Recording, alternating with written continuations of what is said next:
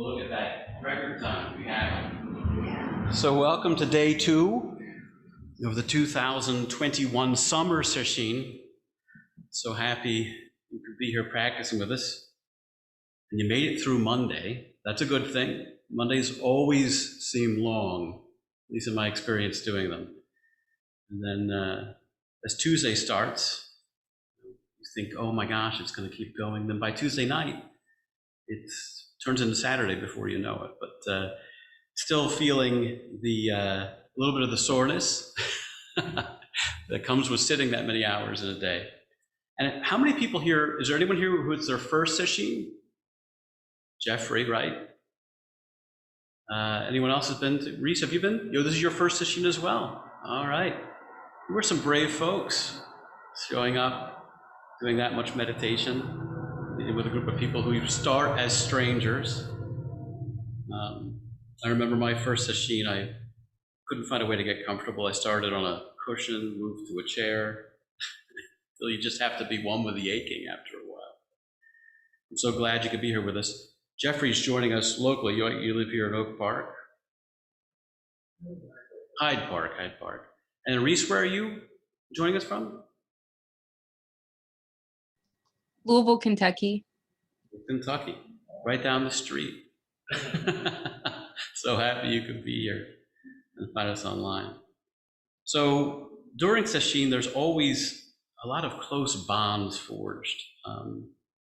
As we're all here practicing, doing the same thing at the same time, our differences start to vanish. We all recognize oneness and recognize sameness. And that always comes up during retreat for me. It's always something I really enjoy. This Sesshin's been different for me. I've had a lot coming up about my family, my ancestors actually, which is something I don't really reflect on a lot. My great-great-grandfather came here from Germany, from Stuttgart in the early 1900s, and had a son named Augustus, and they were somewhat well-to-do. And he found a girl that he really was fond of, and the family wasn't so much.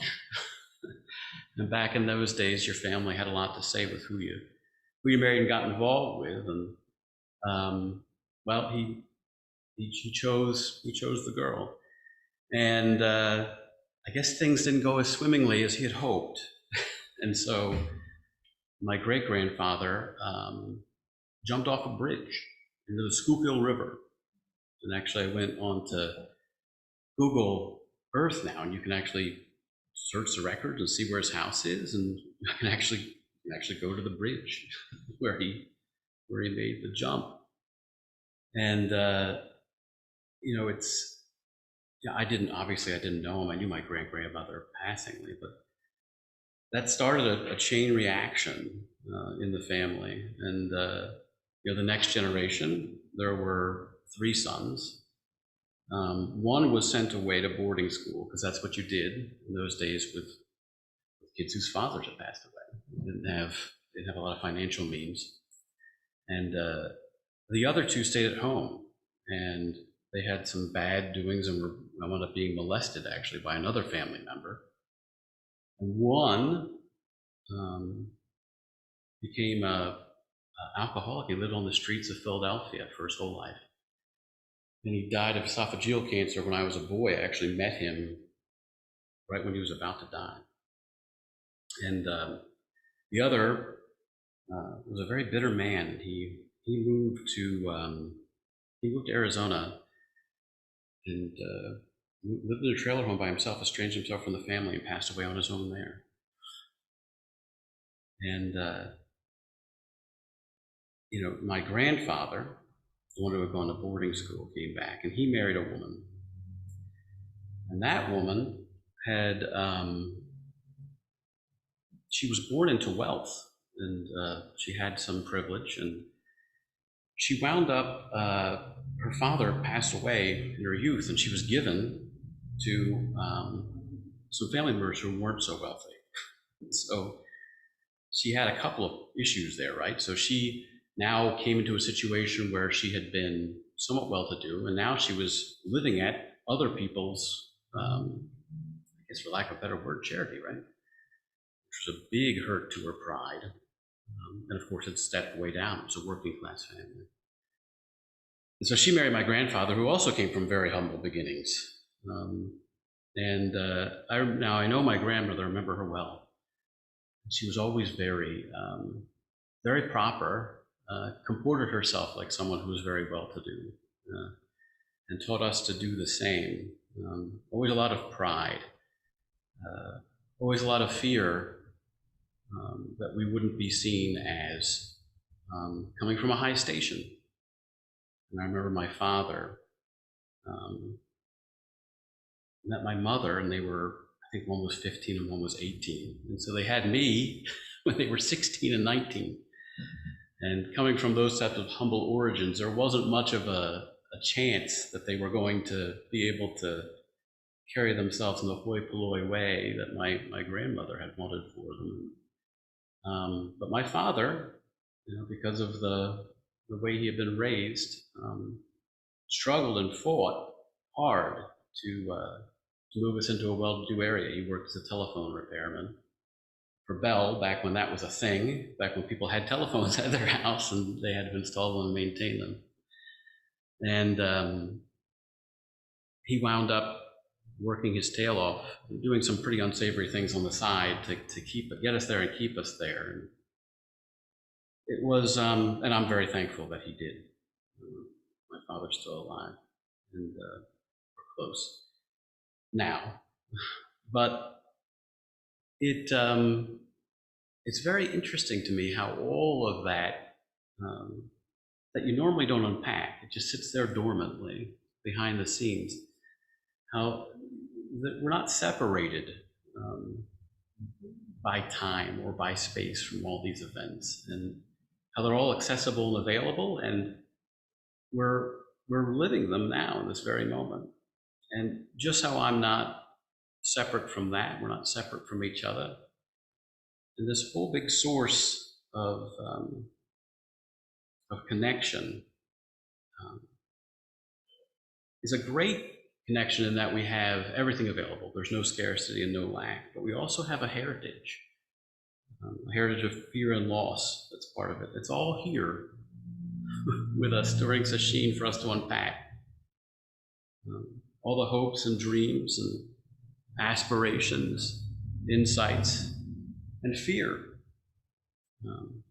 It's karmically and kind of epigenetically encoded biologically with us and here with us all of the time. So we've set upon a bodhisattva path to liberate all suffering sentient beings. And that takes a tremendous amount of courage. And to have courage, we have to conquer our fear.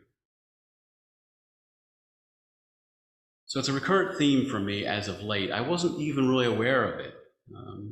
But I've leaned out a lot over my skis in the last 12 months for those of you who know me. For those of you who don't, when the pandemic came along and my position was eliminated, rather than pursuing another VP role in the sales world or marketing world, I decided to devote my life vocationally to service to the Dharma. And that's a big change. It's a big change. And I'm sure for all of us, whenever we take this time to separate ourselves from our daily doings, we also experience a change kind of like that, but on a microcosm. But for me, it's been a big challenge in that there's an underlying level of fear that comes with that uncertainty that occasionally surfaces if I allow myself to be still enough to see it. So we all have fears.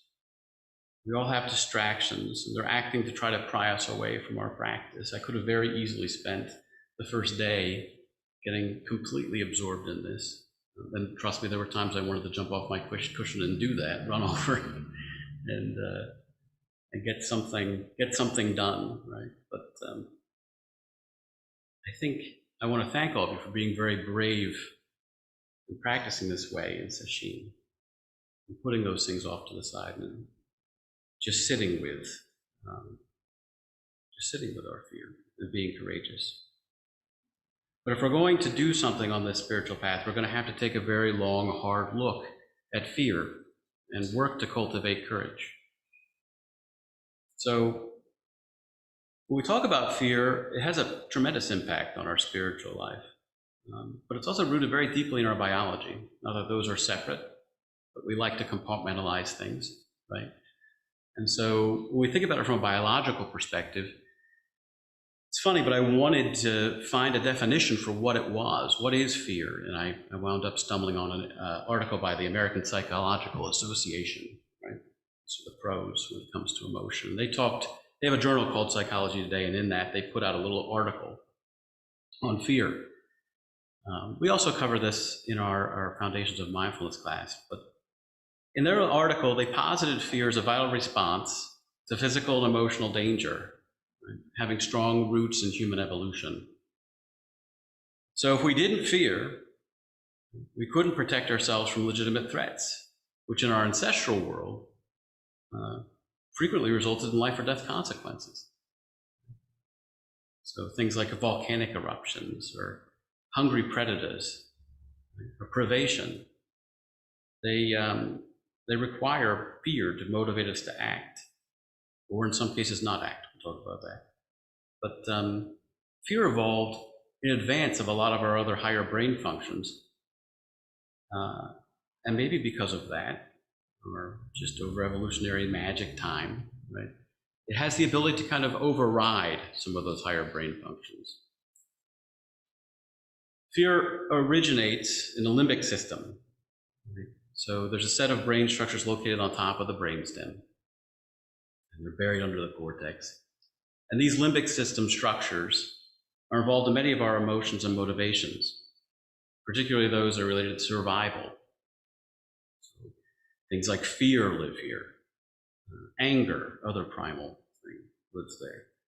And this limbic system is also involved in feelings of pleasure that are related to our survival, so there's those experienced from things like eating or sexual intercourse. And the limbic system influences both the peripheral nervous system and the endocrine system. The amygdala lives here. It's an almond-shaped mass of nuclei. It's involved in emotional responses. It also regulates hormonal secretions, and interestingly enough, memory. By often our memories, often the emotional content is laden or posited with them. And the amygdala is responsible for fear conditioning, or the associative learning process by which we learn to fear something. So the amygdala is responsible for determining which memories are stored and where the memories are stored in the brain. And it's thought this determination is based on how large of an emotional response an event invokes. And I think this tests out, right, when we think about past experiences, if they're involved, if there's a heavy emotional response going on, those memories are kind of larger and a lot more detailed for us. But when the amygdala senses danger, it makes a split-second decision. There's not any cortex involvement here, and it begins the fight or flight response before the cortex has time to overrule it. And just by way of disclaimer, for sure, this model is somewhat simplified. There's a lot more involved in the process, but it helps to kind of break things into a more simple model to understand it. So when we approach fear, we need to get our hands around where it comes from and what it's all about. So in the face of an immediate existential threat, there's no place for reason, right? You have to act, and you have to act right away. So I think what's helpful is for us to just take a moment here and try to find that visceral fear, that let's find it in the felt sense. And I think one way to do that would be to take a moment and see if we can recall a time where we're in the grip of this sort of immediate, imminent danger or fear. And I'll give you an example. I've given this one once a long time ago, but it's the first one that pops up whenever I think about fear. this sort of visceral fear. I remember I went to go pick up my son, and I was in the process of a divorce. I just separated. And so I wasn't seeing my children as often. And that's always already a pretty emotionally laden time. And I showed up at their house. They lived on the south side. There were cars parked up and down the street. There are always cars parked up and down the street. There's never anywhere to park there. But for once, I don't know how I happened, luckily, into a parking spot. And it was across the street from their house. And I had reached out to their mom ahead of time and told them I was coming. And my son, Alex, some of you have met him. He's a pretty quiet, reserved little guy, and he always was back then, but he couldn't help himself. He was so excited I was coming that he kind of was waiting. And so when I pulled up and I parked the car, I went to get out, and I turned the corner and I faced the street, and he came running. And there were cars driving back and forth fast, and no one can see the sidewalks. And he had this huge smile on his face, his arms wide open, and he ran into the street. And that car missed him. I don't even know how. I think it touched his clothes. I mean, I could actually see. And my whole life, I'm choked up now, just seeing my whole life stop in that moment. And my hands out, and it's the mixture of seeing his face and wanting to get to him, but recognizing that the chance he's about to die right then. It kind of combined in this way where I didn't even know what to do. I screamed. And the good news is, God missed him. But to this day, I have that memory. I can still see his face. I can still see him running down the stairs and jumping. I still remember the joy that came right before him almost getting hit, and I think I yelled at him afterwards. I don't remember much after the fact. But I think you can kind of get my point. So here's what I'm hoping we can do. Can everybody just stop for a minute and think about a time where they experienced fear on that level? I'm talking about life-endangering fear, either to yourself or someone so close to you that it might as well be yourself by extension, right? Can everybody find a moment like this? Everyone think of one?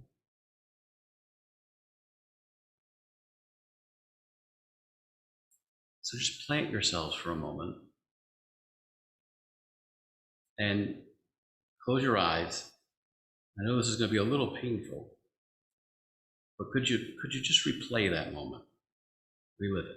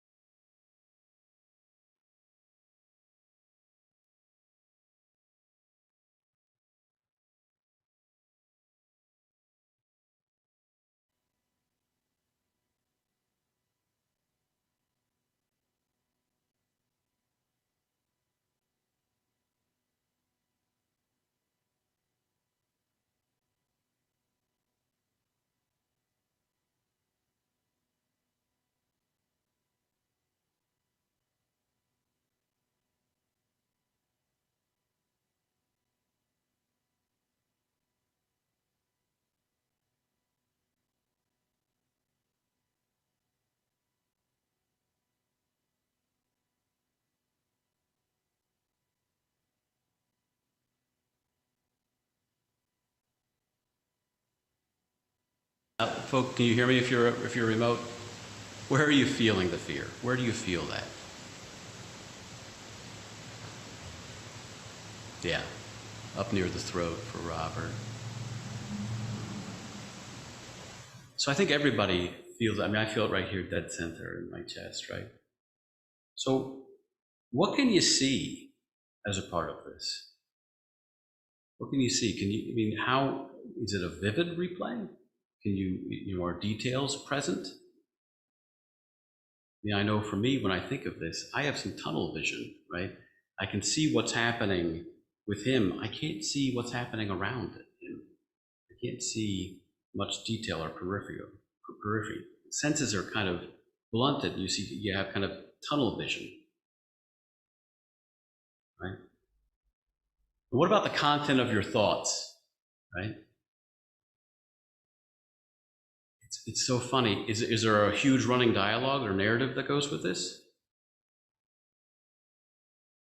No, right? It's more of a primal thing. It's like a scream, no, shit, please stop, God help, Um, so the content there is very disjunct, but it's not particularly how do you say it, vociferous in terms of, or a detailed narrative or dialogue. And how are you moved by this? So what's your volition? What do you want to do when you think about this? It's probably going to be one of two responses. How do you want to do? What do you want to do?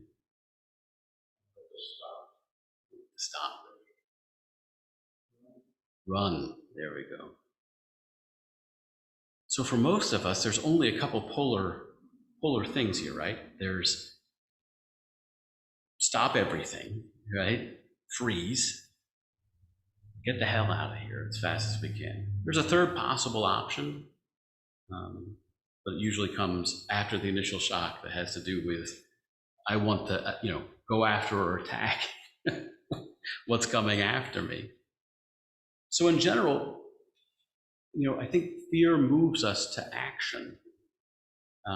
But I think a better way of saying it is that maybe inaction, because this is not just a, hey, I'm not going to do anything. It's not a casual loathing. This is, I'm going to freeze in my tracks. And there's not much thought involved here. And this is by design. This is by design. You can't sit there and try to ruminate through the steps required to avert disaster when you're coping with fear, right? You've got to act and act now. So like it's all one word phrases, please, God, help, right? Not complex. This is a powerful self-sense. Just in talking about it, my hands are still kind of numb. I still feel kind of a lump in my throat, right? And there's no way to overcome this by reason. Fear, in this sense, can't be overcome by reason. There's a clamp on reason. This is the kind of fear we want, right? When I say want it, we should be thankful for it, because this is the kind of fear that keeps things from harm's way. So that split second of him seeing my face, my hands jumping up, was enough to shock him into stop, right? There was no thought there. I didn't think, what's the best thing to do to communicate with Alex to make sure that he doesn't run into the street right now. This was an immediate response. It was very visceral. It came from deep within my gut. And so we need to take time and be thankful for that fear. We wouldn't be here. That's why it's there. And it does this tremendous job of keeping us from harm's way. We think about it that way. But in everyday life, that is not the only way we experience fear, right? Common fears today have a lot more to do with the impression people make on others, as well as judgments from others, and how they affect our self-worth. And so we've developed a kind of hyper-focus on image. And that's definitely exacerbated by the rise of the internet, social media culture. And managing fears in today's world can be confusing because they don't necessarily correlate with a clear or obvious danger, or for this matter, imminent. Right? But it's still there. And of course, we're a social organism, right? So being a member of a group is important for us, but it's been so heightened, by the rise of the way we interact with media, and it adds this massive twist on fear. So there's a system that's developed in the primordial events of human evolution, and now it lives alongside a well-developed cortex, right, that can help it along. And this cortex is defining ourselves in a much more complicated and arbitrary for that matter, an illusory way. So you have this fear now coupled with your cortex weaving this narrative about who you are and it being threatened by things. But these aren't the kind of fear that we were just talking about before. It's a completely different kind of fear. And you combine all of this with the limbic brain being in charge of fear conditioning or the associative learning process, and we suddenly have a lot more to fear. So let's pivot on this point. So take a look at this more closely.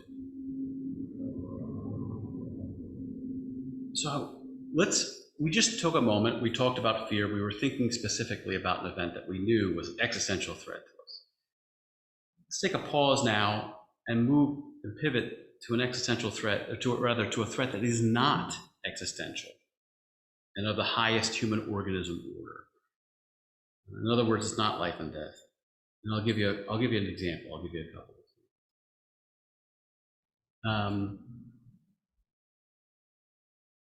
I have on a regular basis now, whenever I take on an endeavor, it's not always top of mind, but it's there. I have this nagging fear of failure.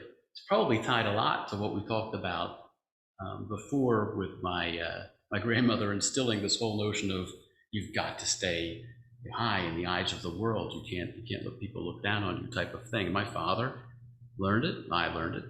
And so whenever I take on an endeavor, I have a tendency now to have a little bit of fear about failure. So recently, Vanessa and I picked up another property. It's about an hour and a half from here. And we have hopes to rehabilitate it and do great things for the Dharma with it. It's all great. But there's a risk here associated with doing it. And I know I was out there over the weekend, and it got up to about 90, I think, on Saturday. And I was out there working like a dog, trying to clean up all these leaves that people left behind. And the afternoon was wearing on, and I'm not 35 anymore. And I kept going, and I was ignoring everything my body was saying until at the end of the day I sat down on the steps, and the next thing I recognized, Vanessa was saying Michael for like the fourth time, because I was just sitting there staring off in the distance because I had zoned, because I'm sitting here thinking, well, why am I working myself like this? And I recognized I sat and thought about it. I said, well, it's because I've got to make this work. I can't fail. I can't be seen to be a failure. So here I am ignoring everything else and going and doing this, and fear is driving me running myself ragged. I have another one that happens for me regularly where I'll actually go out to eat, and if I go out to eat by myself, to this day, when I sit down, I don't always recognize it, but eventually I do. I have this visceral sense of fear to the point where once I'm given a menu or asked to order something, I'm not hungry anymore because I've got this kind of flutters in my stomach, and this anxiety in the middle of my chest, and I just don't want to eat. And in approaching this, I recognize it's rooted from as a child. I had some times where I would go to the lunchroom, and it was always this moment of stress for me because I didn't know who I was going to sit with or whether I was going to fit in. And this is 42, 43 years ago, but it's still there.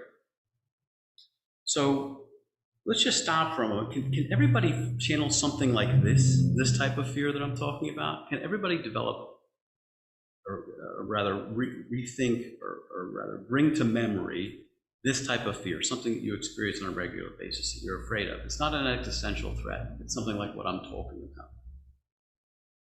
You think of a specific thing like that. Is this something that's easy to do? Well, sometimes we hide it from ourselves, but can you do it?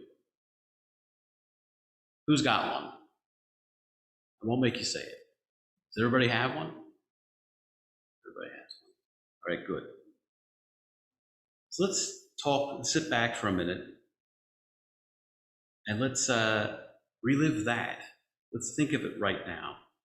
Let's try to bring that to memory.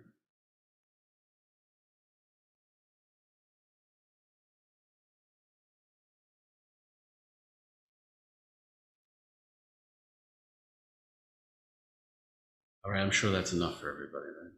So, where is that located in your body? Where is that sense located in your body? Where do you feel that? Feel it up near your face. Yeah. Kind of similar, right? I have a little bit of a feeling of tightness in my chest. I think what you'll find is if I go through the rest of the questions, what do you see? What do you hear? How are your senses affected? You're going to find some similarities here to what we had before. And although the thoughts about it, there may be more, the clamping of the cortex isn't going to be as hard. The content is going to be disrupted pretty significantly because it's very hard to reason your way through fear. Like I had mentioned before, even though I can explain it to you and say I know where they come from, when these things emerge, you can't, it's not easy to talk yourself out of it. And we have emotion, or we're moved to either want to run, right, or freeze, or in rare cases stand and fight, or rake leaves until you are ready to pass out, right? So, right, but it has a similar thing. So for many of us, I'll venture a wager you recognized it, the same general part of it about it, like we said. And I think you'll also notice that although some of us, I'm still activated a little bit from thinking about the Alex story, but how hard the amygdala overrides the cortex is variable. Right? And it has to do with the amount of hormones that are injected to address it. So the discursive mind does still work a little bit here, but it's not working to our benefit in terms of being a motivational speaker. As a matter of fact, in a lot of cases, it takes on a very dismotivational speaker of the highest order, right? So when you think about things like this, a lot of times we get a lot of self-doubt that comes out of it. You'll make a fool of yourself. You'll be exposed as a failure. They'll laugh at you. This just isn't going to work out.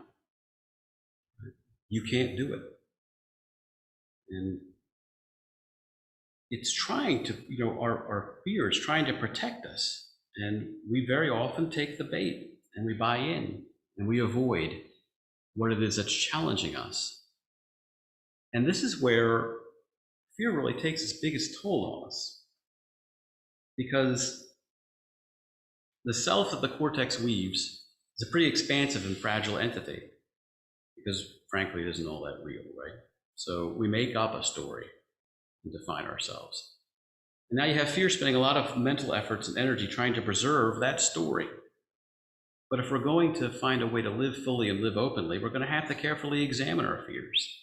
And we're going to have to challenge these limitations that they impose on us. Living the Bodhisattva vow, these vows that we chant every day, require no less. When we make an audacious vow like saving all sentient beings, it requires an openness and vulnerability that can't admit many of the fears that we harbor. The big ones are fine. You still want to look both ways when you cross the street, right? But some of these other little ones that we have out there, we're going to have to find a way to face and put aside. And we're not going to be able to live openly and fully. So living proactively requires us to face our fears. Trungpa Rinpoche puts it this way. He says, where does fear come from? He says it comes from basic bewilderment. Where does basic bewilderment come from? It comes from being unable to harmonize or synchronize mind and body. So we have these bodily signals telling us to pull back, but at the same time we have our heart telling us to open up, right? So Trungpa goes on to add, it's very difficult, in this way, it is very difficult to relate to the rest of the world. And that's what we've noted, right? We can't open up. And Trungpa has a name for this. He calls it setting sun mentality. And the idea here of the setting sun is that the sun's already setting in your world. We indulge in things like avoidance, or in bad cases, we indulge in poorly thought out behavior to avoid our fears. And what he posits about that we should be cultivating is something he calls the Great Eastern Sun. The great Eastern sun is a sun of wakefulness. It's a sun of human dignity. It's great because it represents upliftedness and the qualities of openness and gentleness.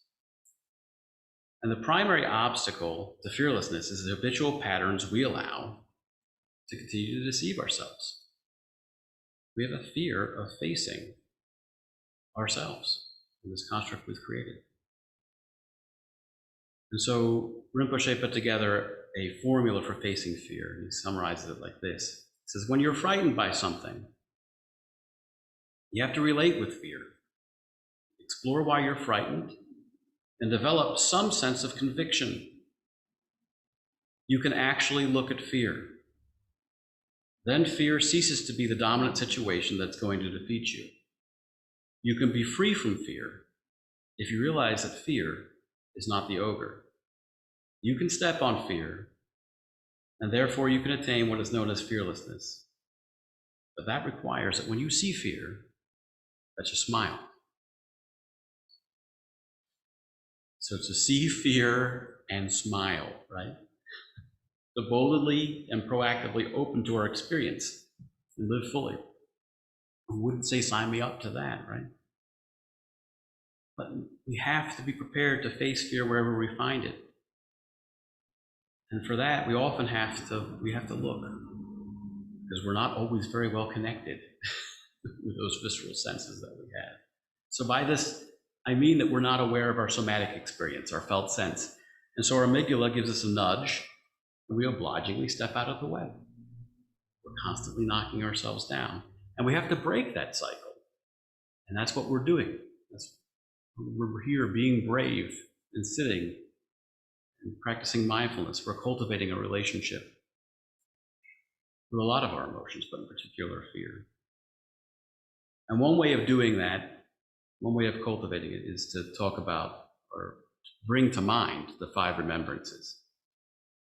There's a sutra whose name I cannot pronounce. I've heard it pronounced. I still can't repeat it, so I'm not going to bother. I'll give you the translation. It's called Subjects for Contemplation. And it's a Buddhist discourse famous for its inclusion of the 5 remembrances. 5 facts regarding life's fragility and our true inheritance. And the discourse advises that these facts are to be reflected upon often by all. And according to this discourse, contemplation of these facts leads to the abandonment of destructive attachments and actions, and to the cultivation of factors necessary for awakening. Another sutra, called the Discourse on the Noble Quest. The first 3 are covered in there, and they're related to be the remembrances that are the insights that led the historical Buddha to renounce his royal household and become an ascetic after experiencing strong feelings of spiritual urgency. And so for this, I'm using Thich Nhat Hanh's translation and his suggested contemplative method to work with the 5 remembrances. And he actually recommends we breathe them in and then breathe them out.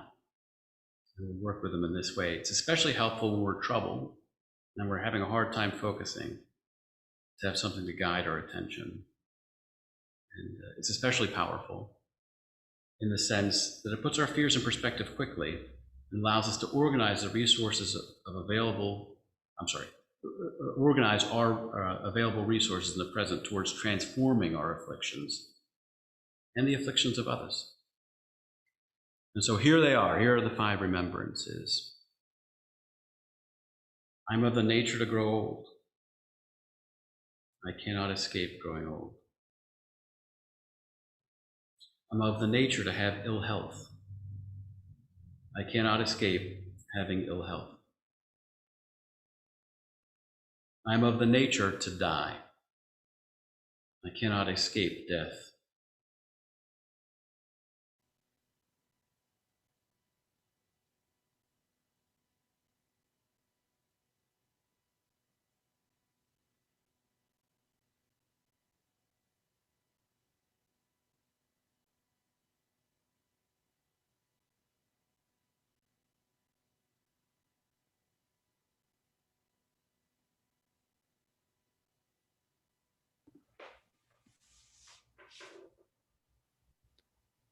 Michael, we've lost your audio.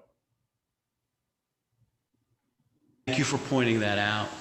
Yeah, it's this microphone. Only for a few seconds there. Okay, Lost all up the last 30 seconds. Okay, sorry about that, folks. So the 5 remembrances, the first one was, I'm of the nature to grow old. I cannot escape growing old. So you would think this one would be a pretty obvious remembrance, right? So how much was spent globally last year on anti-aging products? Anyone know? Anyone want to know the number? Billions. So a few billions? Billions. How about 50.2 billion? 50.2 billions, and it's set to grow to 66.2 billion by the year 2023. And we keep hearing things like 50 is a new 40, right? I'm 48. I doubt it. So our culture really despises age, right? We're obsessed with youth. We do whatever we can to suppress this obvious truth, which requires a deep practice of denial. Because it's pretty obviously screaming us in the face. We look in the mirror every morning. We can see that we're graying. And acknowledging this simple fact maintains our integrity. We can keep fear in the light of mindfulness and break the cycle that makes this fear grow stronger. So it's just important to take a few moments to let that truth penetrate into our flesh and bones. We can't just leave it to intellectual understanding. It's just an abstract notion if we try to walk away or think that we can somehow avoid this inevitable truth. Our mind works to repress and forget about things right after we say it, right? But it's not someday. We're in the process of doing it now. So if we stop, breathing in, I know I'm of the nature to grow old. Breathing out, I know I can't escape growing old.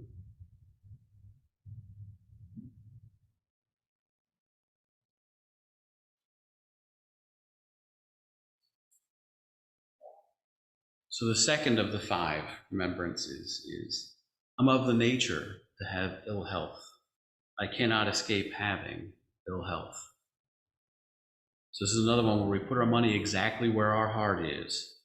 So in the US last year on dietary supplements, we spent $30 billion. $30 billion. That's roughly $100 for every man, woman, and child in the US. So although I'm certain, I'm sure there are people here who take supplements. I'm sure there's some benefit here. But let's at least admit that part of this spending is flailing at an inevitable end, right? We're going to have to endure ill health. It's going to happen to the best of us. So consider things like nursing home care. When people fall ill, we tuck them away and they become invisible to the general population. We make sure that they're out of sight. And when we're in good health, we take it for granted. We do our best to hide from the fact that one day, when the bell rings, we won't be able to get up to do walking meditation. Or we take those bows at the altar, we're going to need someone to pick us up, right?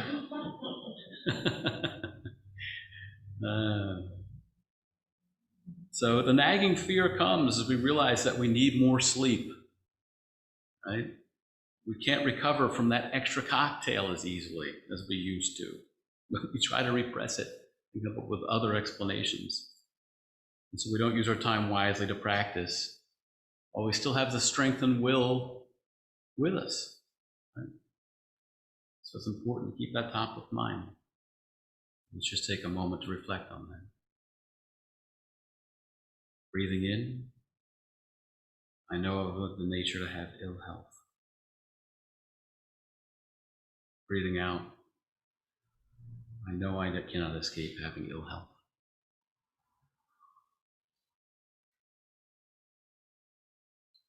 The next of the 5 remembrances is, I'm of the nature to die.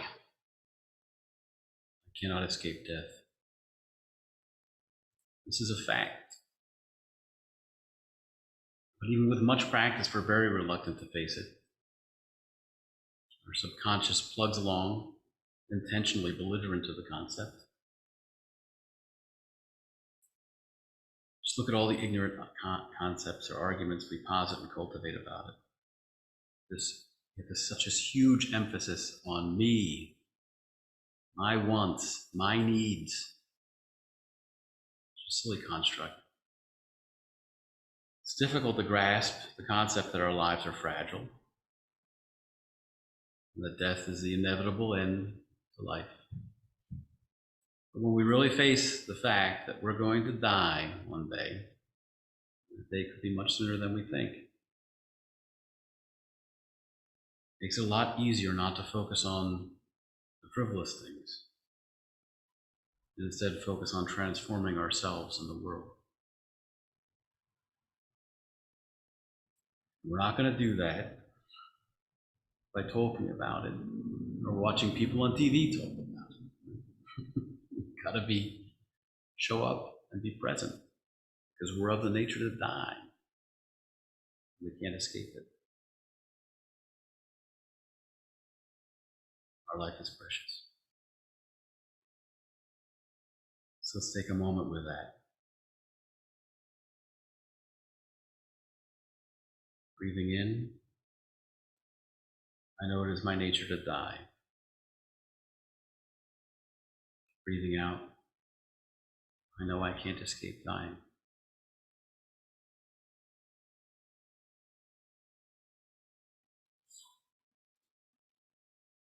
The next of the 5 remembrances is all that is dear to me and everyone I love are of the nature to change. There is no way to escape being separated from them. So just when we thought we had a handle on what we really needed to be afraid of, the first of the 5 remembrances are pretty sobering. We recognize that we can't take it with you. As good Buddhists, right? I'm saying it tongue in cheek, we understand this applies to our material goods, our bank accounts, our possessions. But this also applies to everything, everyone you love. Some will leave, some will die, some you'll leave behind in death. Relationships that we perish will pass away. There's a song out there that says, where a man's saying he's promising to love her till the end of time. And the song ends with him praying for the end of time, right? Things change. Things change. None of this is permanent. The ideologies that you subscribe to, that are in vogue today, will pass, I promise you. The political party that you subscribe to, one day will have no one subscribing to it.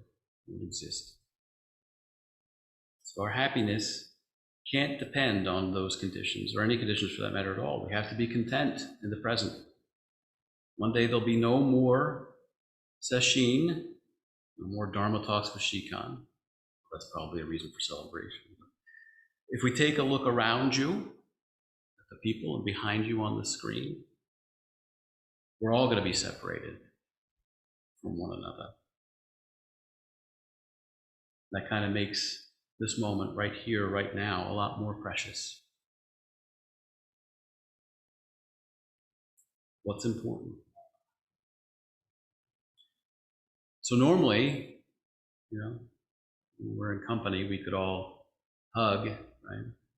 Right now, with the hybrid model, we have to suffice for a little wave occasionally, but it's important to appreciate our ability to interact with each other while we now can, and be here together, fully here.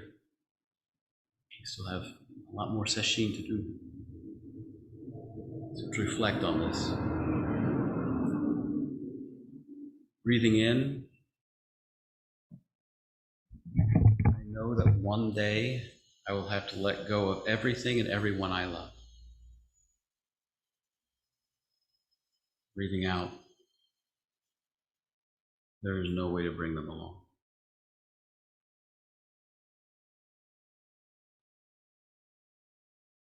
The last of the 5 remembrances are, I inherit the results of my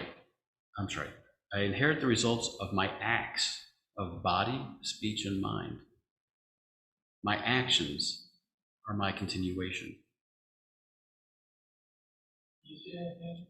I inherit the results of my acts of body, speech, and mind. My actions are my continuation. So,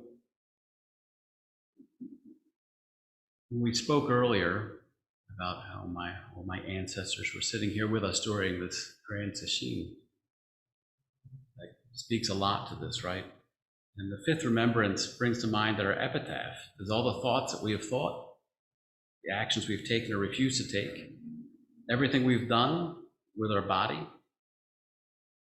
These are the karmic consequences that follow and continue us.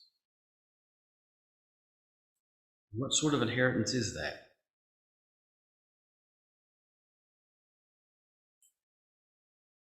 So every moment, we enter every moment with a karmic trajectory, right? And then we combine that with the presence that we have in that moment, and together that determines the fullness of the moment, and the karmic consequences that follow that moment. We need to stay awake and recognize that some of the things that we most hate in this world are the manifestations of a mindless flailing at them, or a mindless advocacy of their antithesis. If you don't believe me, go ahead and raise a teenager. I promise you, you'll see it. If you aren't going to raise a teenager, then just go back and remember your teenage years. Your words count. Your words count, and your actions matter. And they have consequences that follow. Every thought and every action covers every moment in time and space.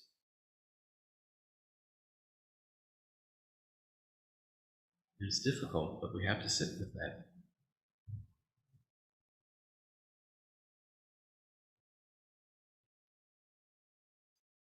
So breathing in, I know that I bring nothing with me except my thoughts, words, and deeds.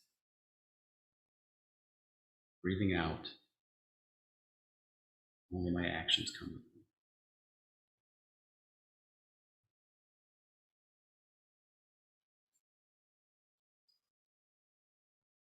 So, in traditional Buddhist scholarly thought, in those 5 remembrances are the fundamental seeds of all fear. We could probably have a heated debate about that, which would get us nowhere, but it's certainly a great way to get a handle on the whole process of working with fear and approaching it in the present.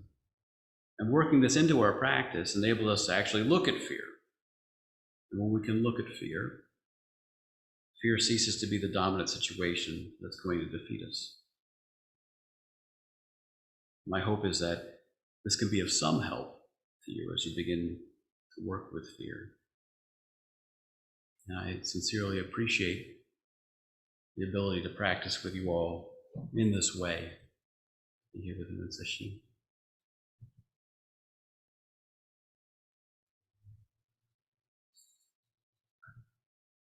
And so we end this talk and we go on to lunch. Is there anyone who has anything they'd like to share or any questions before we break?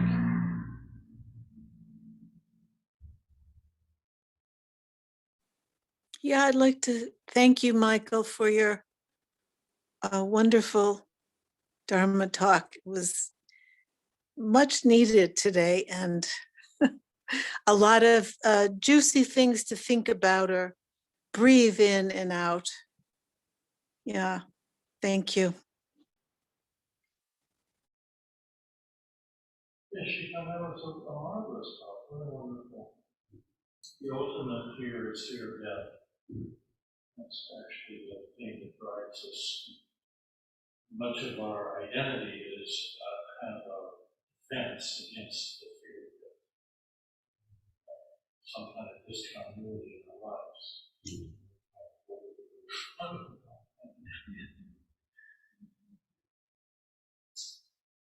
Yes, Sensei. Why did I know Sensei was going to ask a question? It's a hard one, I think. I've been reading Trungpa's book, Smile of Fear, and I was going to talk about it tomorrow. So we're on the same Look at that. wavelength. Yeah. It's really great. So yeah, this interesting where he says, this disharmony between body and mind, right? So that right there could be a whole lot of talk, I think, I think that's your talk for tomorrow. And that's what I'm going to talk about that. I was wondering if you have any further thoughts about that. Yeah. I mean, so, yeah. Can people hear the question? Can you hear the question that Sensei just asked? Yes, good. No, Yeah. no, I No. couldn't. Okay, let's see. There's a second. I can actually recite it. Basically, what she was talking about is the connection. Sorry, I've already lost it because of my fear over the microphone not working. Okay. It had to do with the disharmony between body and mind, which it also struck me as that gathering the heart mind is part of what Sesshin is all about as well too, right? And that's something that I've been working on for some time. Is we have to find ways to support our practice that support us holistically, right? And look at all of our needs. And we're often so blind to the ones that have to do with our body, that drive our. And so I guess I don't have a very specific answer to that, except to say that's something that needs to be explored. We need to do a very thorough job of setting our intentions to take very good care of ourselves and give us the ability to do that. I think a lot of that has to do with the practice that we're doing here. I think even more so it requires us to do something that we just don't talk about a lot in Zen, which is to develop, we talk about intentionality, but we don't often talk about planning. I think because we see it as an opportunity to not be living in the moment, but I think it's something where we need to actually set ourselves up in a way to keep ourselves on track. I think practices like this, like the 5 remembrances, are great. And I think that's why during Sesshin we have such a detailed schedule, right, to keep ourselves adhered to, because it does a good job of helping us keep those two things in synthesis and ensuring that we're doing the things required to support our practice. But I think it's a koan that we all need to solve, is how do we keep putting ourselves in the way of these remembrances? And how do we keep supporting our practice and planning to create the correct container for our practice on a daily basis? I think it's a good subject for a talk. But did you have a thought about that? Well, I think it's very interesting, just the connection to our bodies, right? That's the interesting question right there.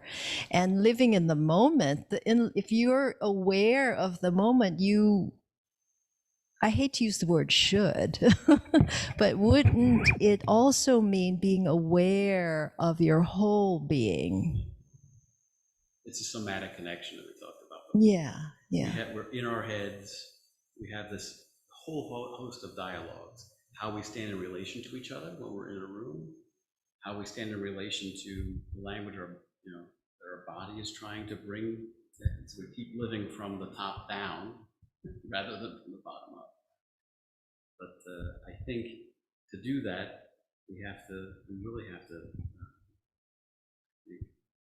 plan and use our time effectively, so that we're able to keep calling these things into remembrance and do things required to take care of ourselves.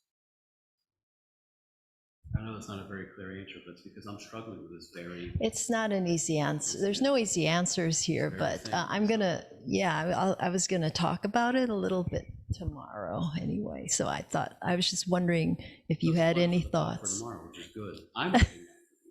I'm sorry? I'm waiting now for the answer tomorrow. Oh, good. Okay, thank you. Very nice talk today. Seems like actually creates a disenvironment.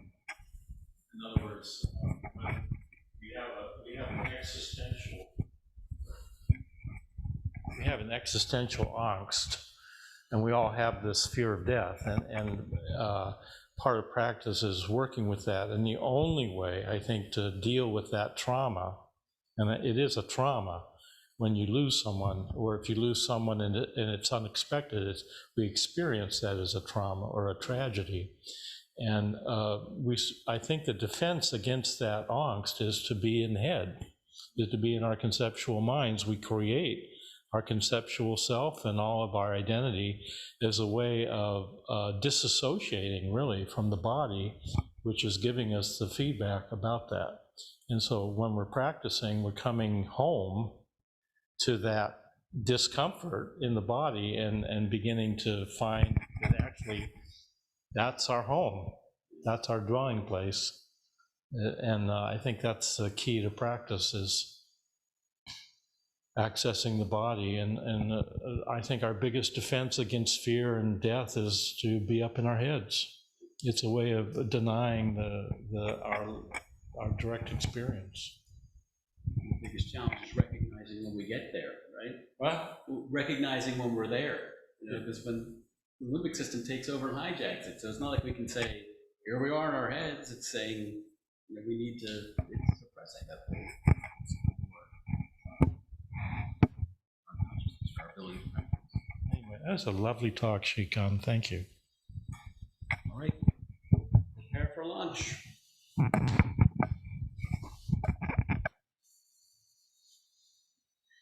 You know, if you turn the microphone off.